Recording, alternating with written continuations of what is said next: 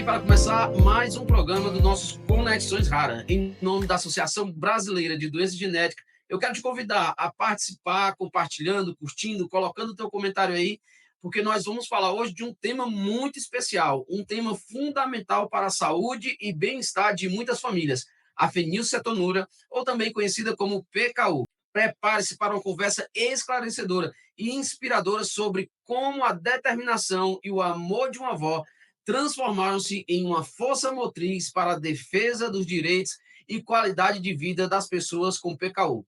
Em nome da Associação Brasileira de Doenças Genéticas, a CDG Brasil, os nossos agradecimentos aos nossos apoiadores sociais, aqueles que fazem acontecer esse programa, que é a Takeda, a Alnyla, a PTC Terapêuticas e a FEDAM. O nosso agradecimento também todo especial a você que nos acompanha aqui pelas nossas redes sociais, tanto pelo YouTube, como pelo Spotify, bem como todas as outras redes. Vai lá, compartilha, manda alguém seguir, nos ajuda a compartilhar essa questão do diagnóstico raro. Porque quanto mais rápido nós propagarmos conhecimento, mais rápido vem o diagnóstico, e quanto mais precoce o diagnóstico, mais qualidade de vida os nossos pacientes, os nossos familiares, os nossos amigos terão.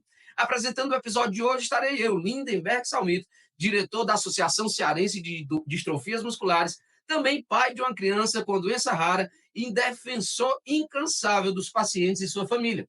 E agora eu quero também, antes de chamar a nossa presidente Maria das Graças, eu quero apresentar aqui quem ela é.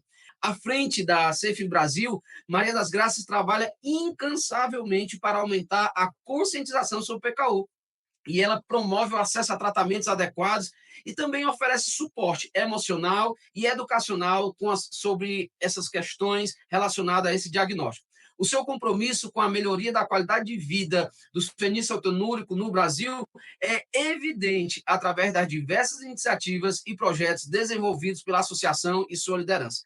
Então, já quero chamar ela aqui para a nossa conversa, para ela falar qual é a expectativa, qual é o início, a palavra dessa conversa, desse bate-papo gostoso. É com você, Maria Clara. Pode falar aí, Maria das Graças. Boa tarde, eu sou a Graça Afonso, presidente da Safe Brasil. Eu estou honrada, muito honrada, me sinto muito honrada com essa entrevista e não sei o que eu posso falar, um pouco da minha experiência com a fenilcetonúria. Como o Lindenberg já falou, a minha neta foi diagnosticada precocemente e daí então eu me engajei na causa, né? E desde 2006 a Safe foi fundada. Eu estou à frente da Safe Brasil como presidente e procurando elucidar as famílias. Eu não digo, a Safe ela não é uma associação assistencial, tá? Eu procuro ajudar as mães, conversar com as mães, direcioná-las quando me ligam pedindo algum suporte, eu passo para elas, elas têm um contato já de tratamento, já. Então, eu falo, fale com a sua nutricionista ou com a sua médica. Só ela poderá te dar a resposta certa, tá? Então, o que eu faço? Quando acontece muito de ter ausência de fórmulas no Brasil, infelizmente, na região norte e nordeste. Isso é muito entristecedor, pelo menos para mim, tá? Porque eu vejo o desespero das mães pedindo fórmula e o governo não compra essa fórmula, ou atrasa com a licitação, e muitas vezes, a criança fica sem fórmula, e temos casos até de crianças já com sequelas pela ausência da fórmula. Então, eu procuro fazer uma campanha no grupo, entre as mães, quem tiver uma latinha sobrando, e a gente faz a doação quando uma mãe entra em contato comigo. Ontem mesmo à noite eu tive uma experiência que eu recebi uma ligação de uma mãe do Maranhão pedindo desesperada, como que ela conseguia uma latinha da fórmula que a criança deve tomar. E eu peguei, procurei saber dela o que estava acontecendo, e ela me explicou que foi feito o diagnóstico da fenilcetonúria nessa criança, só que o hospital demorou para mandar para São Luís, porque é em São Luís que ela vai ter o atendimento. E então essa criança teve um diagnóstico agora só aos 3 meses de idade, e ela precisa dar a fórmula, ela teria que dar a fórmula. E eu falei: "Fique tranquila que eu vou ver se eu consigo uma lata para você". E eu consegui, e hoje eu dei a notícia para ela, ela ficou muito feliz, e eu também fiquei muito feliz em poder ter auxiliado essa mãe. Que bacana. Eu tenho certeza que essa nossa história aqui, a nossa conversa, tudo aquilo que a senhora tem para esclarecer e mostrar a sua experiência para os nossos telespectadores, aqui os internautas, aqueles que nos acompanham, também aqueles que nos escutam pelo Spotify, com certeza será muito vai acrescentar bastante na nossa vida. É tanto que algumas pessoas já mandaram algumas perguntas aqui para a gente, e já que a gente está falando da questão do PKU, eu queria já trazer a primeira pergunta que fala o que é, né? Porque algumas pessoas estão nos acompanhando, talvez não conheçam, mas o que é a fenilcetonúria e como é que ela afeta o corpo humano? A senhora pode trazer esse esclarecimento para aqueles que estão nos acompanhando já começar a entender o que a gente vai conversar? Então, a fenilcetonúria, ela é uma doença metabólica. O fígado não metaboliza proteínas, nem animal, nem vegetal.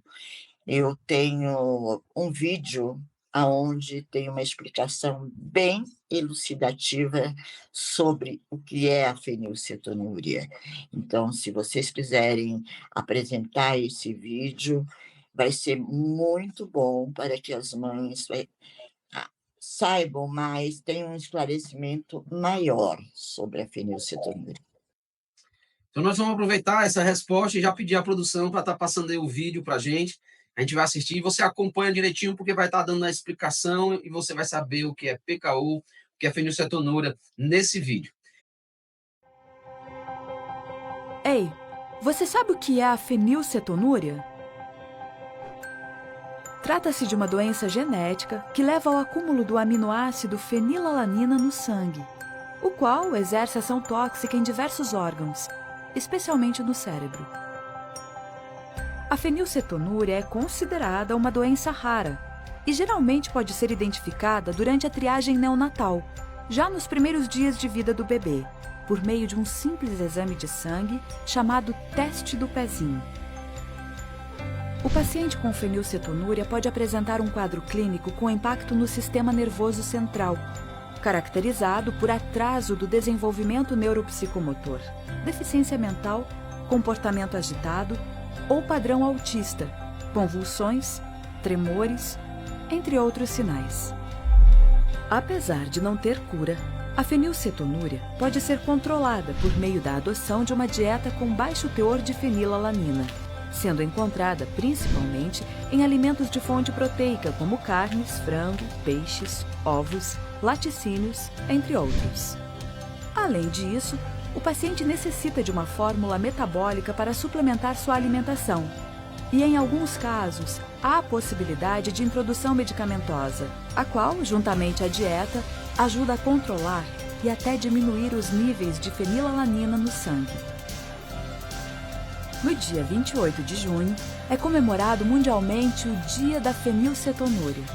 É uma data muito importante para ampliar a conscientização a respeito da doença, assim como prover informações sobre o seu controle e tratamento, a fim de evitar os danos neurológicos ao paciente ao longo de sua vida. Dia Mundial da Fenilcetonúria. Demonstre seu apoio a essa causa.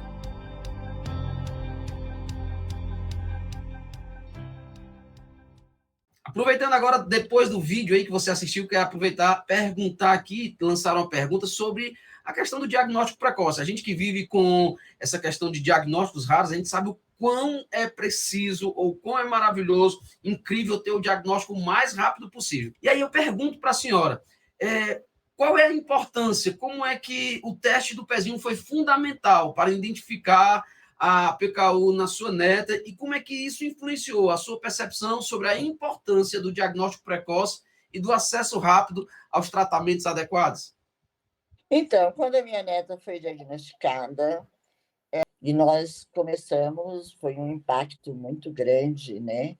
Quando nós tomamos conhecimento, porque aí foi a busca a informação, o que era a fenilcetonúria, e a gente acaba indo para o doutor Google, né?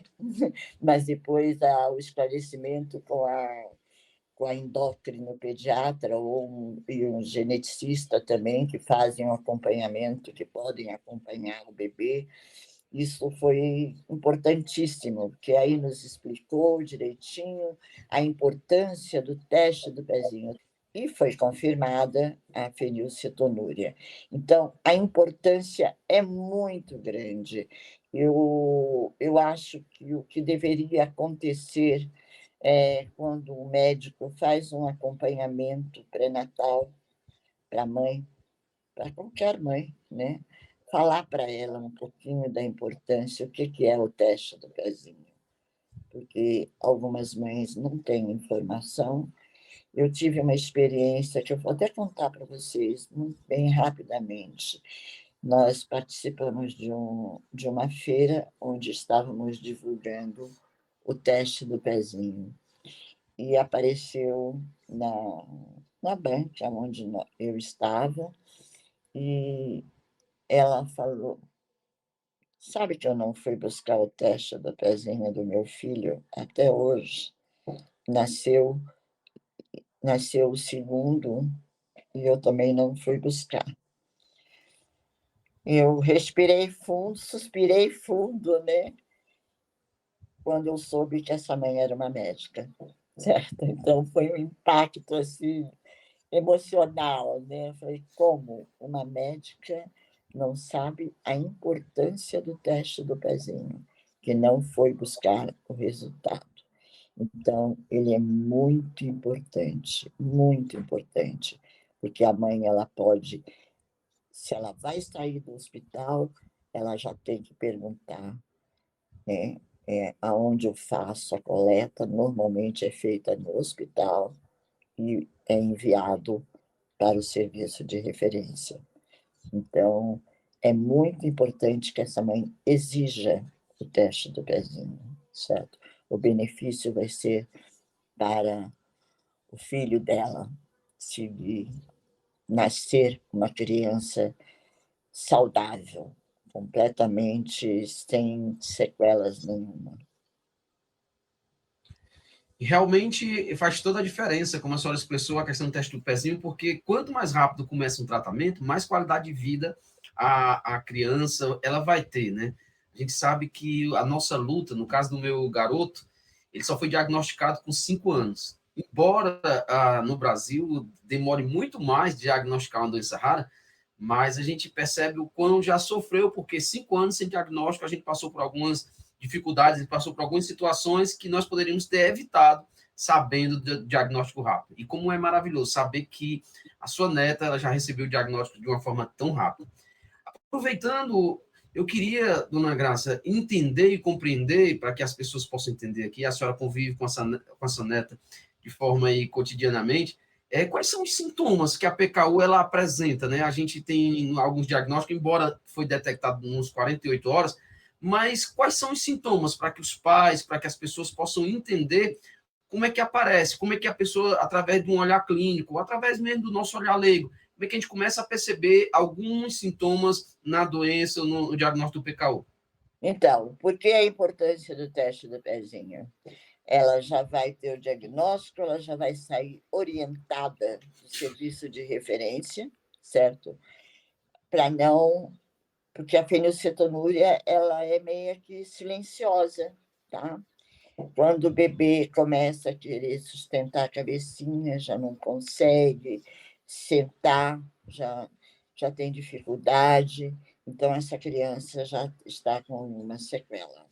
Então, por isso a importância do diagnóstico precoce, do teste do pezinho, porque na primeira consulta que essa mãe tiver no serviço de referência de tratamento, ela vai sair já com todas as orientações e ela vai ter um acompanhamento nesse serviço de referência, onde ela não pode deixar de comparecer em nenhuma consulta agendada. Toda e qualquer dúvida que ela tiver vai ser esclarecida pela médica ou pela nutricionista. A gente percebe pela sua história, a gente viu que o que deu o pontapé inicial para a senhora entrar na luta, para a senhora entrar na causa, foi justamente a sua neta, né? E aí, uma das perguntas que mandaram aqui para a gente é como é que a experiência pessoal de ter uma neta diagnosticada com PKU influenciou sua decisão de fundar e liderar a associação? E mais, e de que maneira essa experiência moldou os objetivos e as atividades da organização? Então, o que aconteceu? Minha neta nasceu em 97. Em 2002, 2003, não lembro exatamente, 2004, acho que foi 2004, eu fui ser voluntária num instituto que havia aqui em São Paulo, chamado Instituto Canguru. E eu peguei a fenilcetonúria, né? Como eu queria ficar com a fenilcetonúria. E eu fui me empolgando. E então a diretora do instituto virou para mim e falou: Graça, por que você não funda uma associação? Eu falei: é para pensar, né? Cheguei em casa, conversei com meu marido, tudo, e ele falou para mim: se você quer, vai em frente, né? E assim foi fundada a SAFE em 2006. A minha experiência com a minha neta, nunca tivemos problemas nenhum com ela em relação à dieta. Aderiu à dieta muito bem, teve acesso a produtos que, infelizmente, não tem aqui no Brasil, tá? Não existe no Brasil. Ela teve acesso a esses produtos, nós importávamos para ela, mas ela sempre conviveu muito bem. Ela nunca deixou de ir numa festa de amigos, de amiguinhos, em buffet. Ela levava o kit festa dela, que eram os salgadinhos dela, tudo recheadinhos com legumes, bem variados. Nós procurávamos fazer o cardápio dela da semana, sempre legumes, verduras, legumes, né? E frutas, sempre bem diversificado, para que o que ela almoçasse, ela não jantaria aquele prato. Ela teria um pratinho diferente à noite para ela. E ela não teve problema nenhum. Tinha, óbvio, que sempre tem um grupinho de amigos, né, na escola, e ela tinha algumas amigas que elas interagiam melhor entre elas, né? Então ela falou o que ela tinha. Então, toda vez que ela recebia um convite para um almoço na casa de uma amiga, nós procurávamos entrar em contato com a mãe, né? E pedir para a mãe oferecer o que ela podia, né? E davam a dica, né? Uma saladinha de batata com legumes, o arroz, uma batatinha frita, aquilo que ela podia comer, certo? Ou então, se fosse fazer um macarrão, nós mandávamos o macarrão dela para a mãe cozinhar para ela, né? Mandava já o molho pronto, molhinho de tomate, bem temperadinho. Então, nunca tivemos problema com a dieta. Ela foi orientada, a família, todo mundo abraçou a causa, ninguém perguntava falava, ai, que pena que não pode comer isso, que pena que não pode comer aquilo. Não, nunca ninguém. Ela nunca ouviu da nossa boca, da família, nem dos amiguinhos, porque os amiguinhos mais chegados que ela teve convívio, alguns ela ainda tem agora na fase adulta, né? Ela conservou esses amigos, E não, não tivemos problema. Graças a Deus, não tivemos problema nenhum, nem com a introdução da dieta com ela, nem a aceitação dela. Nós sempre falávamos para ela que a fórmula dela era o sal da vida dela. Ela nunca poderia deixar de tomar a fórmula. Hoje ela toma um medicamento que flexibilizou muito a dieta dela. Ela come praticamente de tudo, certo? Controladamente. Se ela come uma proteína no almoço, ela não come no jantar, mas come de tudo. Ela fez um teste de responsividade, ela foi responsiva ao medicamento e ela, desde os 14 anos, ela já faz uso do medicamento. Se não me falha a memória, porque eu já estou, às vezes o teco dá uma escapada, né?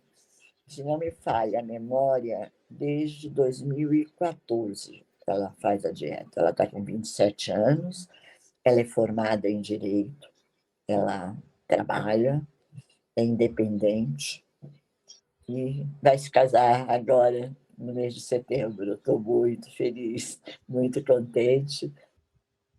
A gente percebe o quão é importante a participação da família no diagnóstico, né? Porque quando a gente recebe um diagnóstico, o diagnóstico, por mais que seja individualizado, entre aspas, afeta toda a família.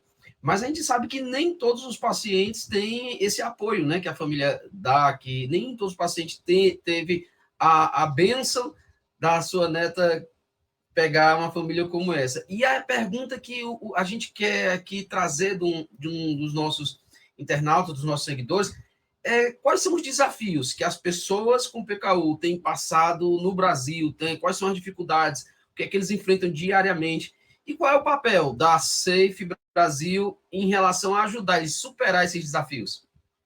É conversando com as mães, que normalmente as mães se queixam no grupo. Ah, meu filho não quer comer isso, não quer comer aquilo, está escapando da dieta. E eu converso com as mães, né? Falo da minha experiência com elas também, para que não escapem da dieta, certo? E fazer o acompanhamento. Os desafios são muitos, tem muitas mães que eu tive casos de mães que falou para mim, meu filho só come arroz e tomate. Eu falei, como assim, arroz e tomate? Ah, eu trabalho, fico com a minha mãe e a minha mãe só dá o arroz e tomate. Naquele dia eu fiquei até as 2 horas da madrugada no computador, pegando todas as receitinhas que eu tinha, né, de verduras, legumes, que eram da minha neta, que a minha filha tinha tudo planilhado, o que ela comia no dia a dia. Eu passei para essa mãe, né, e foi gratificante que ela aceitou, e hoje é um moço saudável, certo? Segue a dieta dele, também já está, eu acho que já está formado também, que a gente se fala de vez em quando, diz que está muito bem. Então, isso para mim é muito gratificante. Cada vez que eu vejo uma mãe em desespero, a queixa maior é não ter, não ter condições de colocar à mesa para aquela criança o que ela necessita. Eu acho que deveria ter um programa, né, para que o governo desse uma assistência maior a essas famílias. A gente tenta, eu tento, eu desisti de ir para Brasília, certo? Eu ia muito para Brasília, então, quando você conversa com um deputado, você fala o que você está reivindicando, ele bate nas suas costas, não, vou te ajudar, vou te ajudar. Isso sempre acontece em pré-eleições. Passou as eleições, acabou, ele esqueceu de você. Se você pede uma audiência com ele, já fica difícil. Mas eu falo para as mães, né? Aquilo, vocês precisam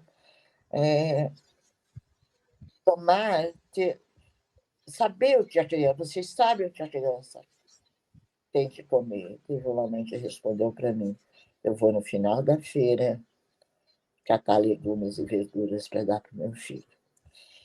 Isso é triste, é muito triste. E a minha vontade, sabe, era, como sempre são mães muito longe do estado de São Paulo, a minha vontade era mandar uma cesta de legumes toda semana para essa mãe. Legumes, frutas e verduras. Mas não tem como, né? E é isso. Eu vejo que a senhora bate muito nessa questão da dieta, né? Quão é importante a questão da dieta para a pessoa diagnosticada com PKU. A senhora poderia descrever um pouco mais como é essa questão da dieta, qual é a importância dessa alimentação, o que é que não pode comer? Porque eu vejo que a senhora está direcionando muito para esse lado. A senhora pode trazer para a gente um pouquinho esse esclarecimento? Então, a criança só pode comer mesmo legumes, verduras e frutas. E tomar a fórmula, que é fundamental, certo? Então, a minha experiência foi fazer os pratinhos, baseado no que ela podia comer, na quantidade que a nutricionista passava para ela, né? E é o que eu procuro passar para as mães, quando começam a se queixar. Eu falo: mãe, você precisa seguir a nutricionista. Você tem uma relação do que sua filha, do seu filho pode comer. Eu não estou aí para falar para você, isso pode, isso não pode. Certo? A tua dúvida vai ser com a nutricionista. Então, eu acho o mais importante de tudo é a adesão, a família abraçar a causa. É o mais importante. Parar com o negócio de coitadinho não pode comer caldinho de feijão. Coitadinho não pode comer uma carne. Ele come verduras, legumes e frutas que são saudáveis, vai proporcionar essa criança um crescimento normal, inteligência normal, sem déficit nenhum, desde que ela siga a dieta corretamente, não deixando de tomar a fórmula, que eu costumo, sempre falei para minha neta, é o sal da vida deles.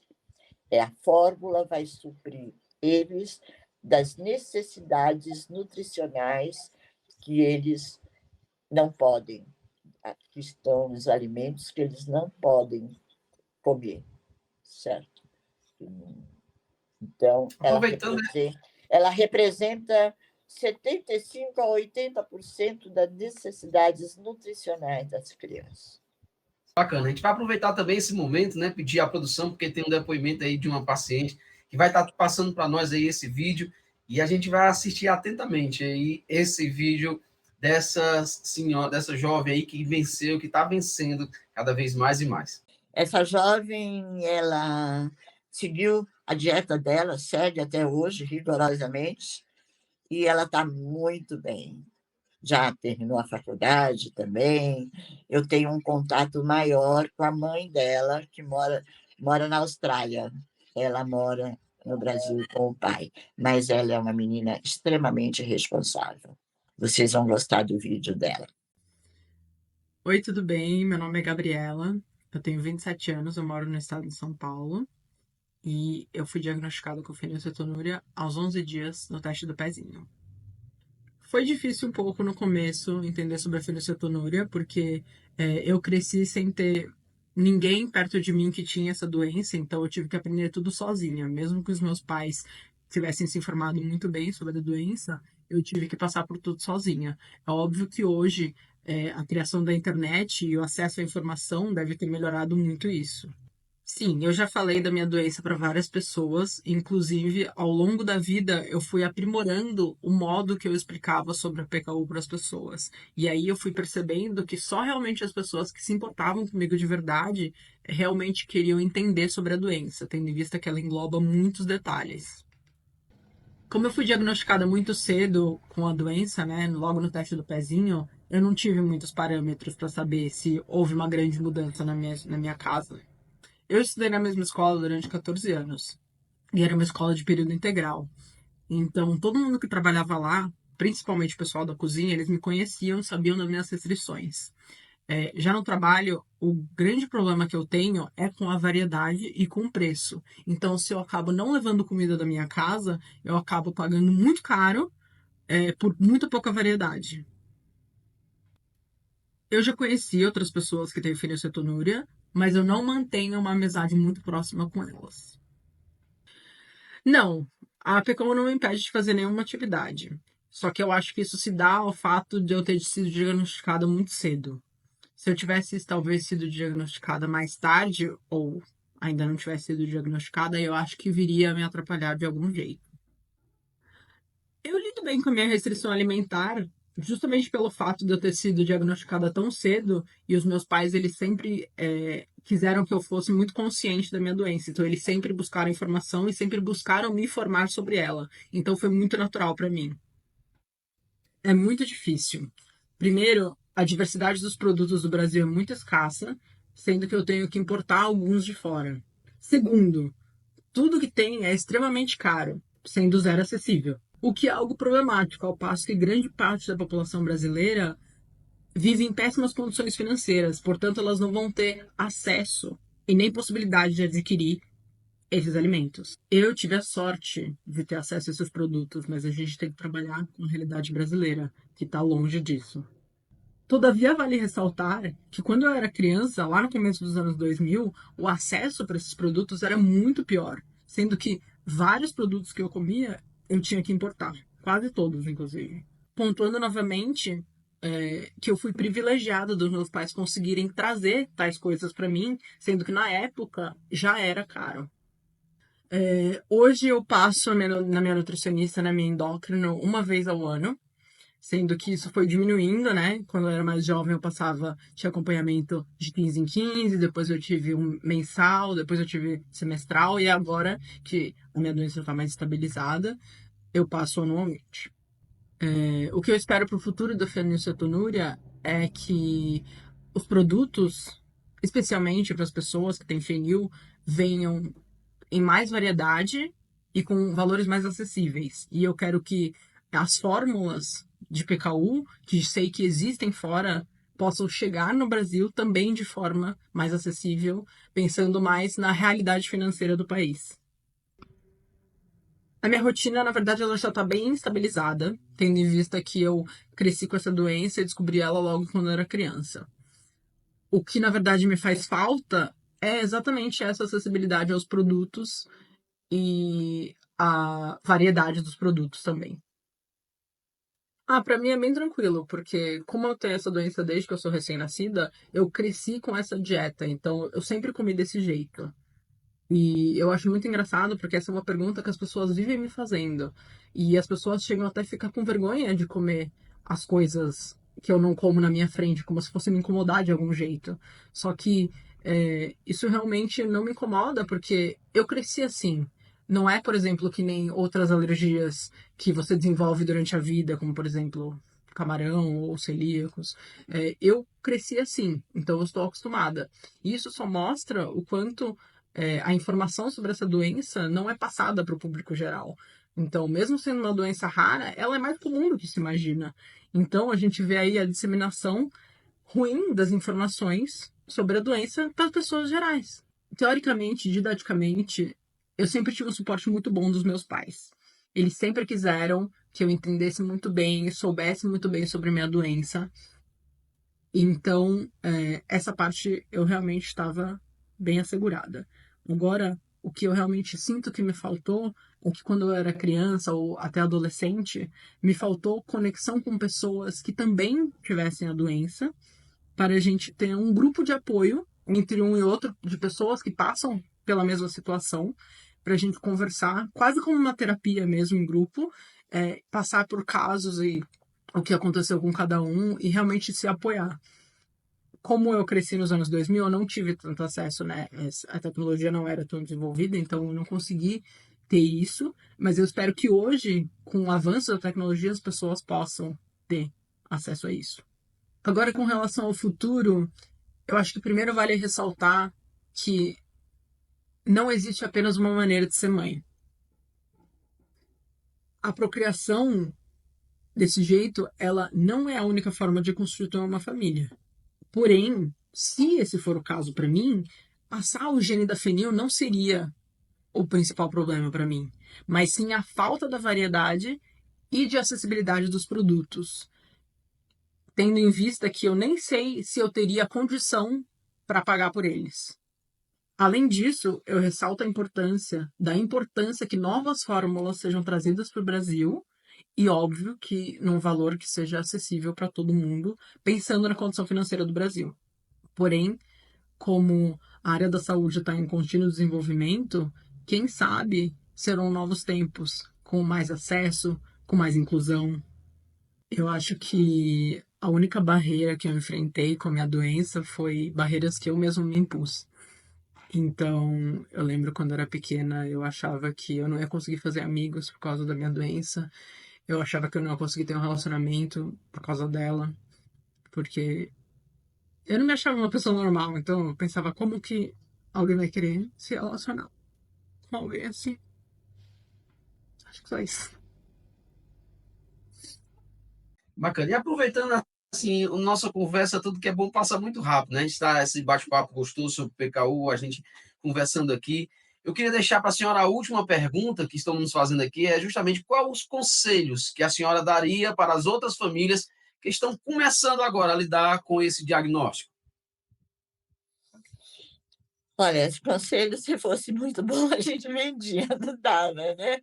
Mas o meu conselho é a mãe realmente, o amor que ela tem ao filho dela, a família abraçar a causa, certo? Para que não deixe essa criança se excluir de grupos de amigos, porque senão a criança acaba se...